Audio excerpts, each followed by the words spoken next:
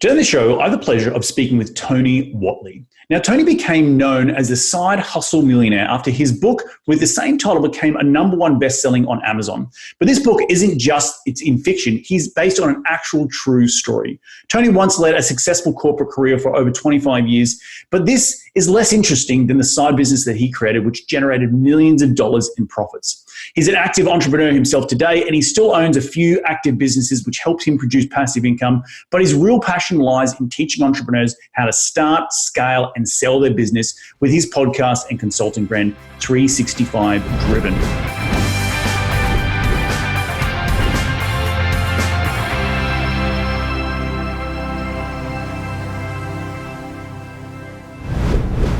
G'day, Tony. Welcome to the show. How are you doing today, mate? Hey, Reed. Thanks for having me on, man. I'm looking forward to this opportunity, and I know we had a pleasure of connecting on my show a few episodes ago, and looking forward to bringing some equal value to your audience as well. Well, mate, I was just saying in the green room before we press record, I was like, man, I've got to get you on my show, but our podcast assistants already had it hooked up in the same week. So for those listeners, definitely check out 365 Driven on iTunes. It is 365.driven.com. I was on Tony's show about a couple of days ago. So these shows are probably going to launch in the same time. So if you're interested to check out Tony's show, jump over there. But Tony, I like to ask all my guests when they dive on the show is rewind the clock and tell me how you made your first ever dollar as a kid.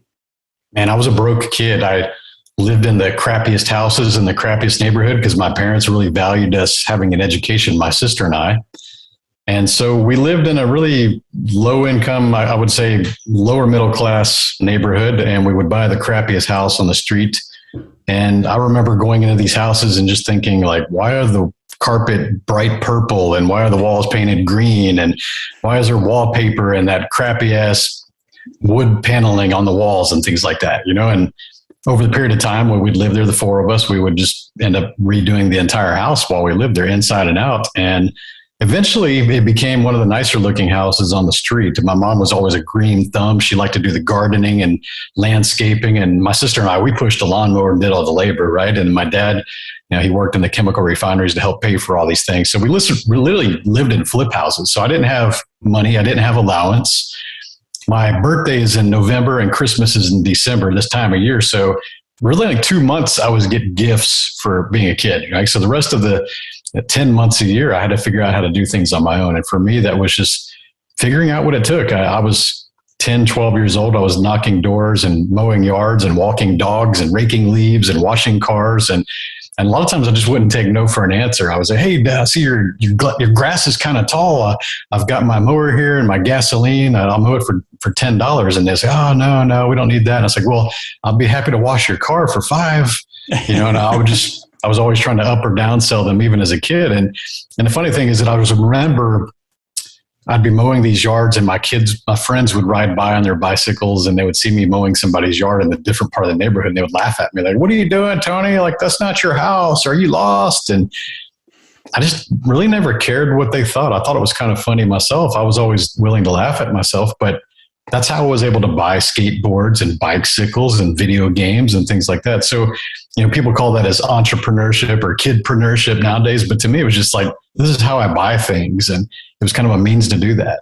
Right. No, I had a very similar upbringing where it's like, I didn't get an allowance. It was like, if you wanted something, you need to go out and get it. And I think by the sounds of it, you're working from a young age. I remember being 13 and a half years of age and walking down the local cafes with, you know, ripped up piece of newspaper with my parents' landline on. Hey, give me a call if you need anything to sweep in the, you know, whatever it was, sweeping the floor or setting the tables up. So I love talking to people like that because it gives us a perspective of what your childhood was like. And it brings back a lot of memories, nostalgic memories for myself as well, like having the lemonade stands and just trying to create a couple of bucks for yourself to buy the skateboards or the videos or do whatever it is with whatever you had. And I think it builds a real resilience and, you know, creativity to looking at something and saying, hey, how can I go make $1 from whatever the the product is, whether it's sweat labor or, you're trying to build something, I remember packaging up small bags of dirt from my parents' garden, and just like, no one would buy a sandwich bag full of dirt for 50 cents, but my parents would give 50 cents to the neighbors to then come and buy it. So similar type of upbringing. So love it. But walk us through your background and how you got involved in entrepreneurship, because I know in the introduction I mentioned you did 25 years in the corporate industry. So you've had a long time in a space that ultimately you walked away from. So maybe talk a little bit about that. And then when that aha moment came for wanting to do more with your life and have that freedom. And I honestly never thought that business ownership would be something that I would entertain or be a part of. I mean, I grew up in that era where education was what you had to go get. I mean, literally, I would remember looking out the window and my dad and mom would see like the garbage man would go by, for example, on the back of the truck. And I said, if you don't go to college, you're going to end up hanging on the back of that truck just like them, or you're going to be working labor jobs. Basically what my parents did. My mom was a cafeteria school worker and my dad worked in the refineries after he got out of the military. So they knew the value of hard work and they didn't want that for their kids. But back then you got to realize that, early 90s, that we didn't have cell phones or internet and we didn't have access to information. So information nowadays is very readily accessible, and you could literally learn anything by reading books or watching YouTube or buying courses now. We didn't have that. So if you needed to get education or information, you went to school. And when you have someone that's pushing you, especially my mom is Japanese and she's really hard on education, and getting an A- was like you might as well fail, that kind of scenario. Literally, Reed, I did not miss a single day of school from kindergarten all the way through graduation. I didn't miss one day of school. That's how consistent I was. And I remember hating that early on because I would see my friends skip class and things like that. I wish I could do that. I wish my parents were cool. But after a few years, I started to become my identity. Like, hey, I have perfect attendance. I show up. I'm going to be here unless I'm dying, right? And that became really an affirmation of a goal for myself. I'm just going to get perfect attendance all the time. Why can't I? Why no one else is doing it? Why not me, right? So competitiveness kind of becomes your identity, and you start to really live up to those standards.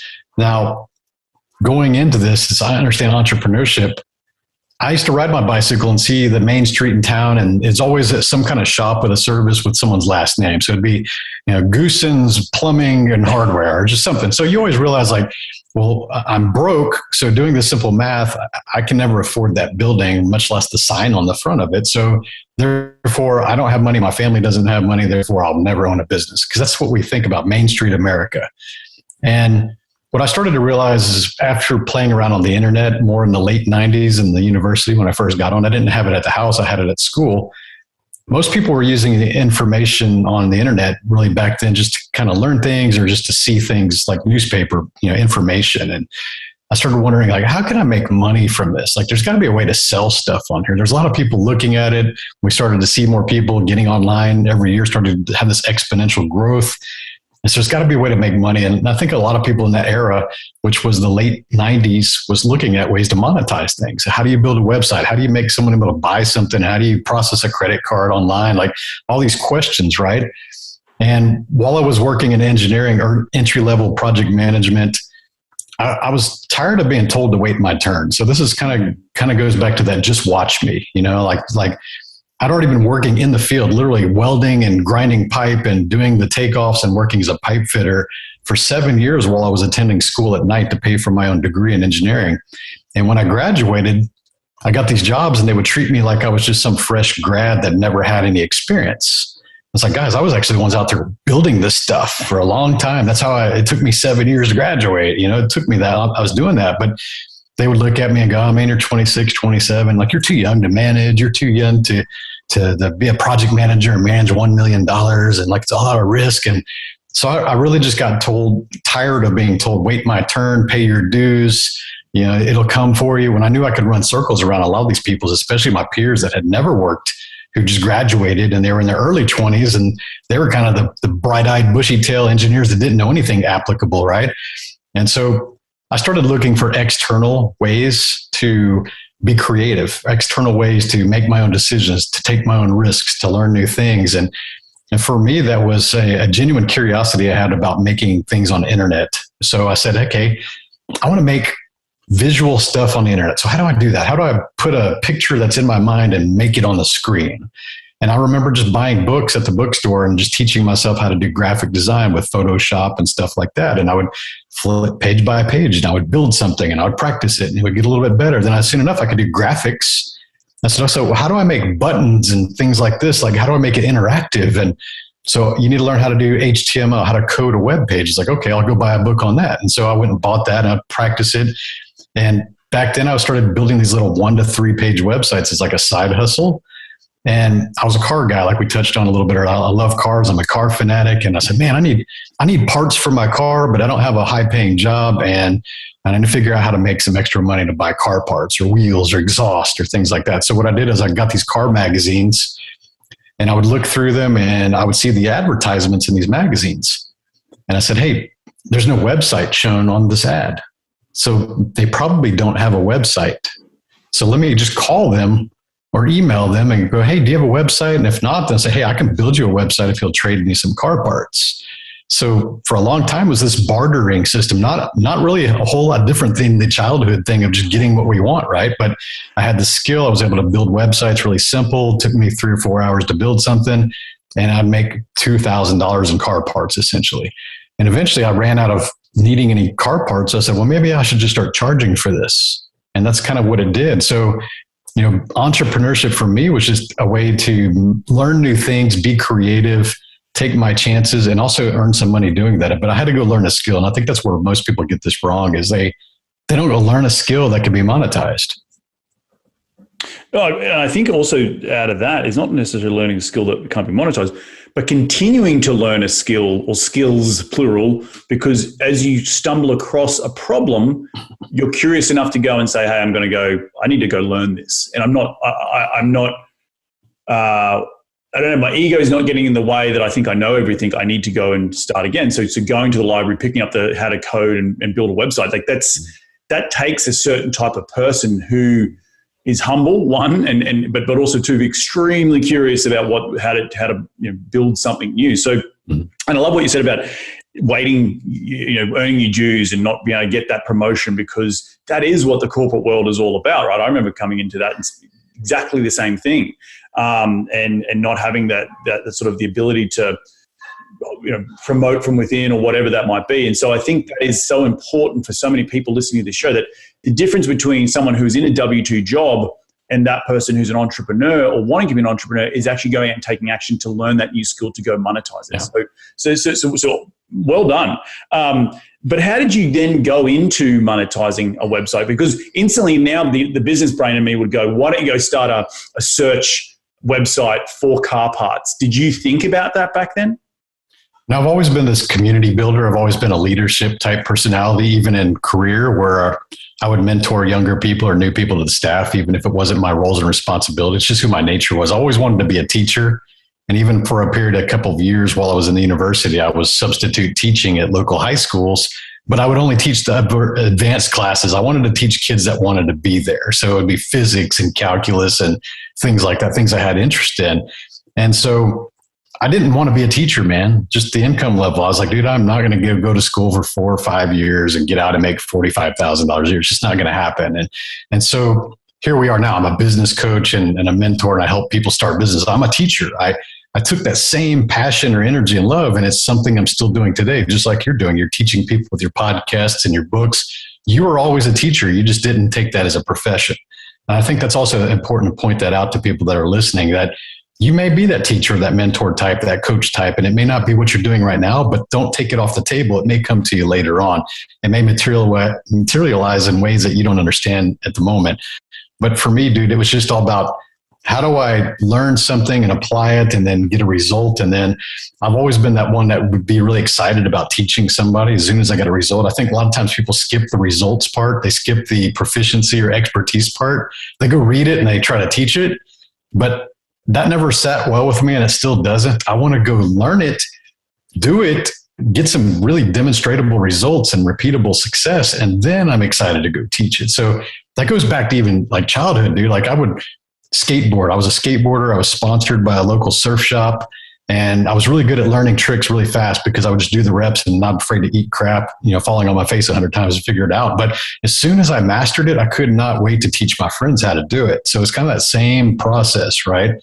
And for business, it was always that same way. It's like, what can I learn? What can I do to get better at it? And how can I teach other people? And I realized that even early on that the more people that I impact, the more people that I entertain or give them knowledge or advice or support or accountability where they start to see their own results, it always comes back in a financial reward for me. I don't do it for that, but I see it as a scorecard, as a value that we create. And I think too many people focus on themselves. They just want to make themselves better. They want to learn something for themselves. They want to make the money for themselves. And they become maybe an expert. They can be a highly compensated expert at that. But until they start to teach that to other people, it's not going to grow and exponentially scale to make you the millions of dollars that you really dream about. I completely agree. And it sounds, but not everyone. And it sounds like you have an innate ability to want to give and help other people, but not every entrepreneur wants to do that, right? Like I can definitely assimilate. I love teaching. You listen to some entrepreneurs and they say you master your craft through teaching. You go out and do it, and then you then master it by actually helping others replicate the success you've done. But I want to jump into the Sidehustle Millionaire book, because you have written a book yourself. You have started, you've got your own podcast, you've got the book, but what are the lessons in that book that you're trying to teach and help that person who is sitting in the W-2 job right now, who is sitting in the cubicle, to think more curiously about something that they're passionate about? I'm glad that you specified the person so well in that case, because here's the situation I saw from 20 plus years. I was making a lot more money in my side businesses than I was in my career. I was a multiple six-figure earner. Late in my engineering career, I was making about $240,000 a year. But my side businesses were making $300,000 to $400,000 a year. And people would see hints of my lifestyle, maybe the car I drive or the things I wear, that they see the vacations on Instagram or whatever. They just see something, they were curious, and they would always come up to me and talk about my colleagues, my coworkers.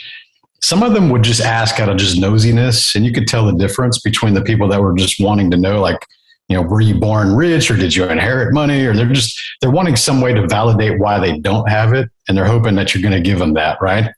And the other people were more curious, and they would ask the right questions. They would ask, what does it take? What would you recommend for me? Knowing what I do with the skill sets I have, like, what would you recommend that I look at? How would I benefit this? I have this really good idea. What do you think about this? Like, they were really specific with their questions. And I could tell that some people just ask, some people just really wanted to improve, right? So I like that you specified that, because I'll tell you, nothing frustrates me or people like you more than people that just ask you for advice and they don't do anything with it. And you see them 5 years down the road, 10 years down the road, and they're in the exact same situation and they haven't done anything with the advice. Right. And you're like, what the hell? So I used to take that more personal, but now I started to realize in later years that I need to quit wasting my time with people that don't raise their hand, that are willing to go do something, to take action. Because as much as I like dogs, I couldn't save every cute little puppy in the dog pound. Mm-hmm. It just doesn't work. We would love to be able to do that. In an ideal world, that sounds great, but we really have to be focused on the people that want to make changes. So that was what the book was. It was, okay, how do I take these people that would have these conversations around the water cooler at work, or maybe in the cubicle farm, and they would ask me how to do things, and what were the steps? What were the steps to go from ideation to building something that's actual business? I said, man, pretty common sense. And it's funny that when I wrote this book, Reed, as entrepreneurs, we're always jazzed up about the latest and the greatest things that we're learning, right? Because we've been operating for so many years. We're like, oh, that old basic stuff, like that's background stuff. It's subconscious now. I don't even think about that. I want to talk about the new shiny stuff, the cool stuff that we're playing with right now. And so that's what ego tells you. Like, you go, hey, I'm going to write a book. I'm going to talk about the newest, shiny, coolest things that are groundbreaking and visionary. And you think that you're going to write this book. So I'm smart enough to understand product knowledge and also market analyses. And so what I did is I went on my social media. I said, hey guys, I'm going to write a book. What would you think that I would write about? And just saw the feedback. And so people are like, leadership, business owners, entrepreneurship, how to make your car go faster. Like you start to see all these things that people perceive you as an authority or an expert in, right? But there's always going to be the Gaussian curve, for us nerds of how you're going to see a hill start to form of this one subject or two subjects that people really think that you're an expert in. And for me, it was how to start businesses and how to become successful in business. I was like, good, because that's what I wanted to write about anyways. So I was still thinking high level, advanced strategies. But again, I'm good at product knowledge and market analysis. So I said, okay, guys, I'm going to write this book on entrepreneurship. What questions would you like answered in this book? That's what I put out there, just really vague. And again, you start to see the questions form. A lot of them are very similar. And what I found, it was very basic stuff. It's very basic stuff. Like very beginning, starting how to get your business going. How do you name it? What's an LLC, an S Corp? How do you get the money? Where do you get the website? Like all the basic stuff, like year one startup stuff, like, non-venture capital, like start at home type businesses. And, if I would have had a big ego, I would have said, well, yeah, that's such basic stuff. I'm too good. I'm too smart. I'm too successful to write the basic book. I'm not going to waste my time. But no. You build the product or the service that people ask for. And so I said, okay, I will commit to writing this book. And I realized in that moment that if I just look at these questions and I answer every single one of these beginner level basic questions at a high level of detail, give tangible examples, mindset strategies, and give them the goods, like here's the resources, here's where you're going to improve in all these aspects, then I will write a successful book. That's kind of how I build my books. And it sold over 1,000 copies the first week. It became a #1 bestseller in the small business category. And I took the screenshots where it passed all these people that I admired and read all their books. I mean, Gary Vaynerchuk, Simon Sinek, Donald Trump, Grant Cardone, my little self-published book. It's because I built the book people wanted. And so the real simple answer is, how do you take your idea for your businesses? Like if you have more than one idea, how do you evaluate those ideas against each other to give you the best odds of success? How do you name it? How do you brand it? How do you market it? How do you find the funding or bootstrap it? How do you do all these things? And the first 2 chapters are really the mindset and getting over the objections of why you're not doing it. And one of the biggest mistakes other entrepreneurs that I surveyed shared with the book. So it's a startup book. It's how to get you really to a first 7-figure business is what I would say.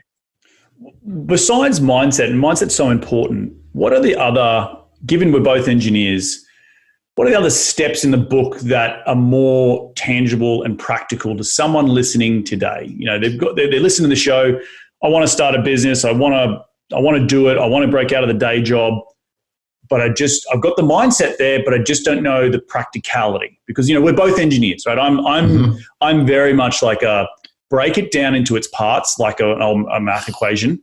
And you'll be able to the sum. You'll be able to sum it up a lot easier once it's in its parts. So what else is in the book that really someone could say, boom, I can do that tomorrow. Or I could work towards that for the next 2 or 3 months because it is a little goal that I know that will help keep moving.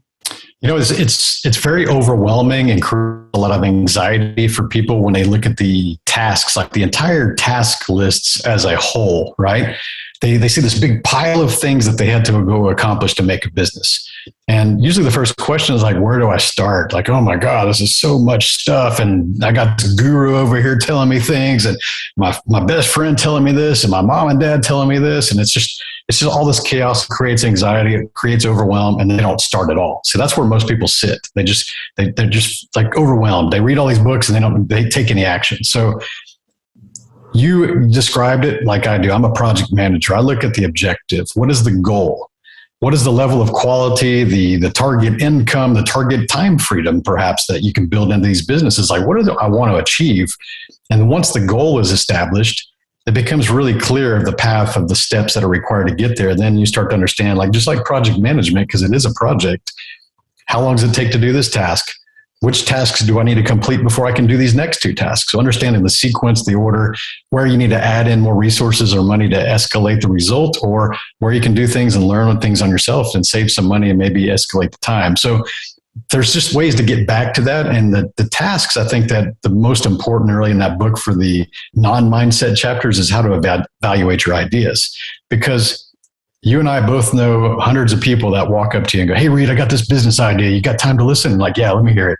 And they tell you, and you're just like shaking your damn head, and you're like, "Oh man, like, do you not see like where this is going and what the limitation is, or that there's not even a market for this, or the price point that you're trying to think about is not even going to be really worthwhile, and then no one's going to buy this thing." Like, you have to see what the viability of the business is. Is this really going to be potentially successful, or is it just something you're holding on to? And the problem is that you find that most people hold on to these nostalgic ideas or just something that makes them feel good, but they don't really think of it from a business perspective, right? Like, think about this. If you're really good at hand building widgets and you're really good at building whatever this widget is, but it takes you 3 hours to build one widget and you make a profit of $30 because that's what the market allows. Like, is that really a good business model? It takes a lot of time. You don't make a lot of money. Maybe that's some idea that's just an idea you should walk away from. Most people are unwilling to walk away from dumb ideas. So in one of these chapters, I give a real simple step-by-step process of how to analyze these ideas. And it goes into, what is your real interest level? What is the potential income level? If you were to estimate, what does your lifestyle look by selling that?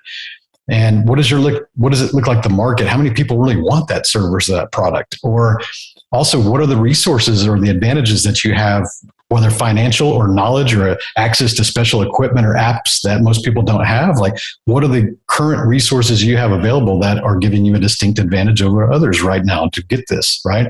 So it comes into a little simple formula. And when you multiply it out, you get a ratio. And with that ratio, it kind of gives you a ranking. Now you can judge all 5 of your ideas and go, well, these 2 actually have the highest, goals that meet my criteria. I want to make this amount of income.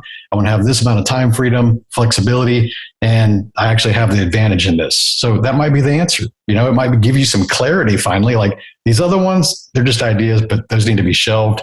Waste of my time, waste of my money, waste of my resources. Because I think, Reed, with the businesses, especially startups, is if you go waste a year doing the wrong business without understanding that, you really wasted 2 years. And I say that is because you wasted a year on that one, but you also wasted the year you didn't spend on the one you should have been building. So you wasted 2 years. But one thing I want to say, Tony, is that sometimes when you go down these paths of maybe not a good idea, you may not know it's a good idea yet, right? Or you think you have an idea, it might be good. Sometimes those you need to go down that path in order to lead you to what is a good idea. Case in point, I've got a friend back in Australia. He started a betting app called Punter for people to bet against each other. I bet you can't jump that fence. Oh yeah, well here's $20 and I'll do it. Right? It was called you're a punter, you're a gambler, and it ultimately came down this pathway where he is now, and it's actually betting on esports like your online gaming, stuff like that. I'm not in that community, but there's a big need for it. So it's gone from an idea of, hey, let's bet a few mates over a beer or something stupid or whatever, into a more of a refined market that there's a demand for. So what's your comments on that? Because sometimes you need to go down those paths to eliminate these ideas that could ultimately bring you to the idea that you really, really want. That will be the thing that you end up going and doing, creating millions of dollars from. Actually, I have a pretty funny example of that because you reminded me of this punter, right? OnlyFans was related to esports and building things where people could tip you for doing a gaming thing where people get to watch you and see you in live stream. But then it became the adult industry type place, right? So it was never intended for that. Even the founders initially were like, oh, we should maybe put some rules out about this. And their shareholders were like, no, it's making a profit. Shut up. And just keep doing what you're doing, right? Because see what I mean? So it evolved. Your adaptation from the industry or the market may not be exactly the way you intended, but if you don't have that flexibility to pivot and go that direction, then you're actually not a really good businessman, because a lot of times ego gets in the way of entrepreneurs. A lot of times, let's be real here, where they go, no, it was only intended for the gaming streaming thing. And these people are ruining my idea. And like that's not a business decision. It's Is it illegal? Is it doing something that's unethical in your core values? Maybe then you sell it, or maybe you just build an offshoot brand to capture that market itself on a different name if you wanted to preserve your branding, right? But the flexibility, I think, is key.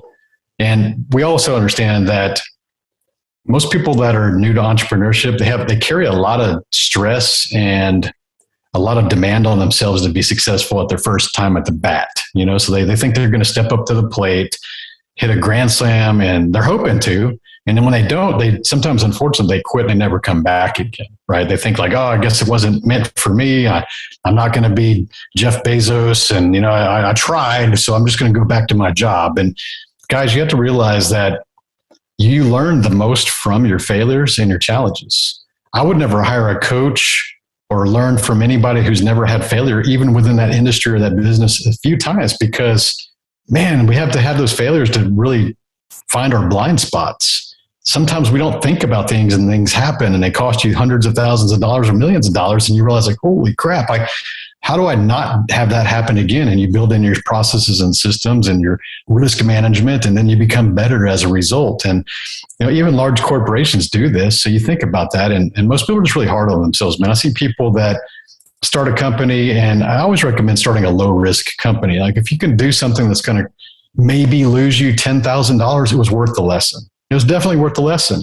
But if you build something that requires $100,000 of your life savings invested into to buy all this infrastructure and building and all that, and you're taking high risks with your money without understanding the process first. So start small, be comfortable, build something that kind of learns as you go, and you'll become a better entrepreneur as a result. I completely agree. I think starting small is so important for that risk. And I think for the mental, goes back to your earlier point, the mindset. When you're saying, okay, well, it's not, you're not gambling. Nothing's gambling, because I remember when I bought my first property, I paid all cash for it, $38,000. Mm-hmm. And I was like, I had to go through the mindset of I could lose this and I need to be okay with that. And if you're okay with that, you're willing to take that step. It was a calculated risk. So to your point, when you're starting a business, 10,000, you start small.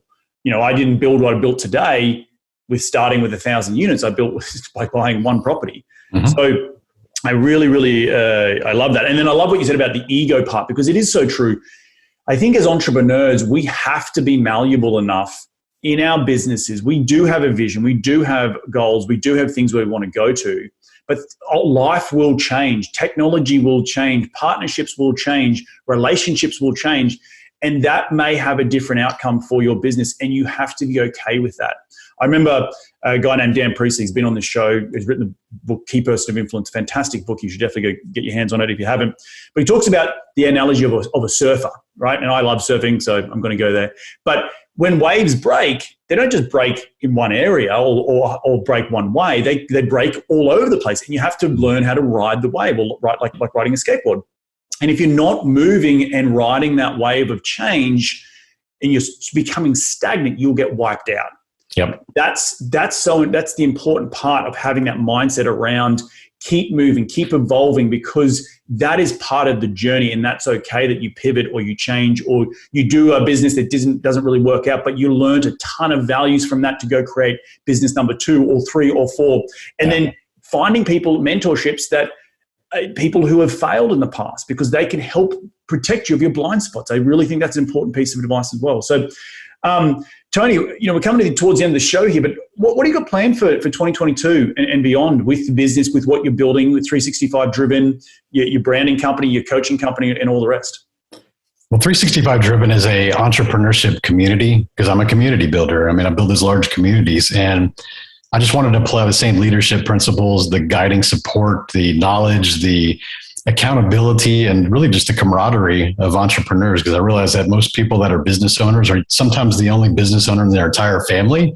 So they don't really have anybody that understands them, and they don't have the same conversations. I mean, nothing eats us up more than we go to a social setting. Here we are in the holidays recording this, and people are sitting around the table talking about television shows and what their sports their kids are playing and just things like that. And we're like, man, I just want to talk about the future. And then you go hang out with your old friends, like people you went to university or high school with, and everybody's talking about, hey, remember when? They're peaked. Man, they think that they peaked already back then. And they think their life is on the downhill slope. And I want to surround myself and build communities of people that talk about, hey, imagine when, not remember when, but imagine when, like, what's it going to be? So I love that you just talked about that question. Here you are, you're asking what's coming next for 2022. You're literally saying, what's imagine when, right?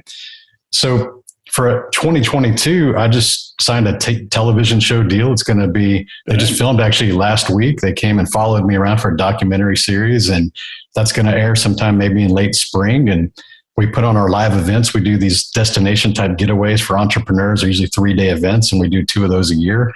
Kind of always looking for things that are like bucket list items or destination vacations. And we keep it small, less than 50 people, because we like the speakers to hang around for the 3 days and interact and have meals with each other. And we really build really strong bonds. Coaching is always going to be something that I'm interested in doing. I've got one-on-one clients. I've got mastermind groups of 8 people each in those. And that's just something I really give my gratitude and my give back. I love the coaching things. So again, I'm a teacher. It kind of fulfills the need. It's the scratching the edge, checking the box of that. And next book I'm going to be writing also. I'm writing my second book. I'm going to push myself a little harder this time. It's going to be more of a fiction book that's narrative with loosely in entrepreneurship, but we're going to have some good diversity and bad characters and good characters, because I'm a creator, man. I love to be creative, and that's going to really just push my creative envelope, push me out of my comfort zone. So those are some of the things I'm working on for 22. That's awesome, mate. What about personally? I'm sure it's all fulfilling you personally, but is there any personal goals, like health-wise or family or relationships, anything like that? Man, I just turned 49, and I've been consistently exercising at least 6 days a week since I was 40, so 9 years. And I've hit a lot of records. I'm actually physically stronger than I've ever been in my life. And one of my goals is to deadlift off the ground 500 pounds before I'm 50. So I got basically a little less than a year to achieve that. I'm pretty close. I'm at 490 pounds now, but it's taken me a couple of years to get to that level. So it's just little things like that. And to me, it's an improvement thing. My brand name's 365 Driven, because we always want to incrementally improve every single day, whether that's knowledge, relationships, health, wealth, mindset. Like, always trying to improve to become the better version of ourselves, to see who we're going to become in the next few years. And the people that I coach, the people that are in my community, we're always really aware of that. We hold each other accountable. We push each other to do that, because I realize that, we can be multimillionaires and have all this money, but if we're not physically healthy, then what does it matter? If you're not happy, what does it matter? If your relationships and your kids and your spouse hate you, like, what does it matter? Like, there needs to be some level of balance. And I'm very fortunate enough to work around the world and go to some different places like Africa, where I've spent months, and realize that gratitude and perspective come a long way. And most people, unfortunately, live in a bubble, and they think that everything's like bad, and they're complaining about first world problems within a bubble, within a bubble, within a bubble. And, that's why I like that conversation you and I had on my show about perspective as immigrants. I'm a first generation American myself, and just understanding, like, most people don't know how good we really have it in this country. Mm-hmm. And right. It takes people like you and I to be more vocal about that, to point out, like, hey, you need to be have some gratitude. Mm-hmm. Understand that the rest of the world is not like this. And a lot of times people are wondering if they're going to eat for the next few days, and you're complaining about something being cold, Right. So perspective is everything. Let's try harder to make this a better world. I 100% agree, mate. And get on a plane to a third world country, go see how grateful, people are with next to nothing, with still a big smile on their face. And it will really put everything into perspective. So I completely agree. And I love that you got the little goals for yourself. Don't throw that back out, mate. 500 pounds, I hope you've got a squat belt on. You don't want to slip that disc. It's like awesome stuff. Well, look, at the end of every show, we like to dive in the top 5 investing tips. You ready to get into it? Let's go. Mate, what is the daily habit you practice to keep on track towards your goals? For me, it's fitness, man. I think that it gives me the mental clarity. And one of the things I do when I go to the gym is I don't listen to music. I love music, but I take that time to listen to my audiobooks or my podcasts. So I call that my learn and burn moment. And I look forward to doing that every day. Love it. I love it. Question number 2 is, who is the most influential person in your career to date? I would say that the most influential person is still my mother, because she was a big dreamer. She's a Japanese immigrant. She came here and she used to say things like, you could be the president of the United States. You could be an astronaut, like all these big things, because she realized that coming to the United States had a lot of opportunities to be whatever we wanted to be. And as a kid, you kind of roll your eyes and go, yeah, mom. And, I grew up with what we now know as a vision board. We called it a dream board. I had a cork board above my desk, and she would tell me to cut things out of magazines that I like and thumbtack those up there and hang my awards on there. And I just thought that was normal, man. I grew up that way. And I realized that unfortunately, most people don't have that visionary or the manifesting type thing. I grew up with that, thinking that this is how everybody is doing it. So she had to influence a lot of the things I think about now. That's awesome. I had a very similar upbringing with my parents. So kudos to your mum. Question number 3 is, what is the most influential tool in your business? And when I say tool, it could be a piece of software, or it could be a physical tool like a journal or a phone that you just can't run your business without. What is it? I'll keep it really simple. It's the Google Calendar. Man, most people come up to you, hey, Reed, man, I want to do this. I want to start this. I don't have any time. And so when you say that to someone like me or you, we say, hey, well, pull out your calendar. Let me see. And they're like, what calendar? I don't use a calendar. And it's like, well, do you not have time, or are you just not managing the time that you do have? Because we all have 24 hours a day. And are you saying that the highly, highly successful people out there don't have a calendar and they don't have time either? They're running hundreds of businesses sometimes, but they don't have time, but you don't have time? Like, it's Google Calendar, guys. It's on your phone. It syncs with most of the productivity apps that are out there. Get in the habit of putting things on your calendar every single day, time slot those things. And soon enough, it'll become your routine. It'll become your habit. Even my wife, when she wants to go to dinner or we want to go on vacation, she knows that I have a calendar. And she'll say, hey, what does your calendar look like on January 29th? We schedule things out months and years in advance. That way we make time for the things that matter. That's right. And I always say, if it's not on the calendar, it doesn't exist. Exactly. Exactly. Mate, in one sentence, question number 4, in one sentence, what has been the biggest failure in your career? And what have you learned from that failure? The biggest failure in my career, man, I have so many. I think that the biggest failure in my career was assuming, I'll use the acquisition one. When I sold my company, I assumed that the people buying the company were going to be friendly and be best friends and things like that. And, there was no non-compete and, things were good. The transaction went well. Everything was well. But within the 2 years, we decided that they were really holding back some of their earnouts on us. And within their control, they could have helped. And we started to call them on that. Said, hey, you guys aren't collecting this revenue. That's why it's not hitting our bonus targets here, for this earnout. And they said, well, you can't prove it.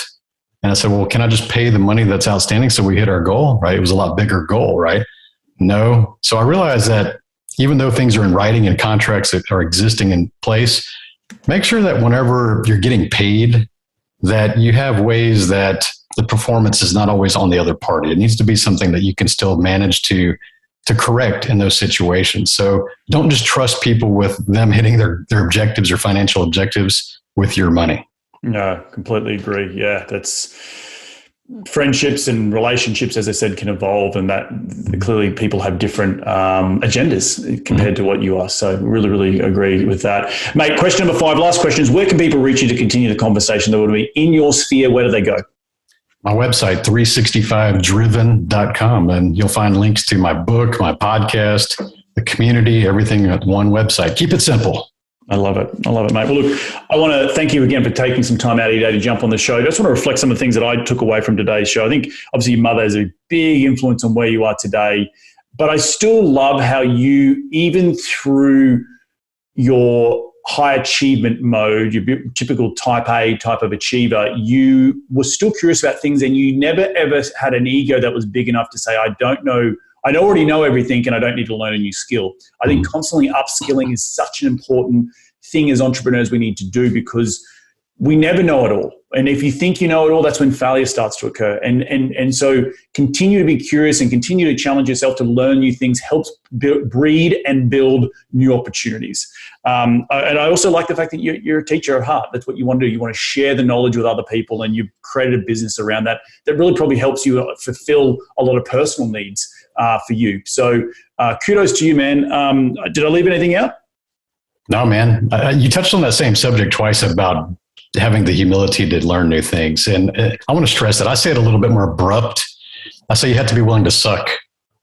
You have to be willing to realize that you're new at something, you're going to suck, and that people that you see that have a proficiency or doing things, they've been doing it longer, they put more work into it. And I've seen this time and time again. I mean, even when I was joining Toastmasters, I used to have stage fright, and people would come in, be in their executive clothes, and I said, I don't really need this. I'm a CEO at this Fortune 500 company, but my board of directors recommended I come in here. I've been leading companies for 20 years. And, within 2 meetings, they would be humbled.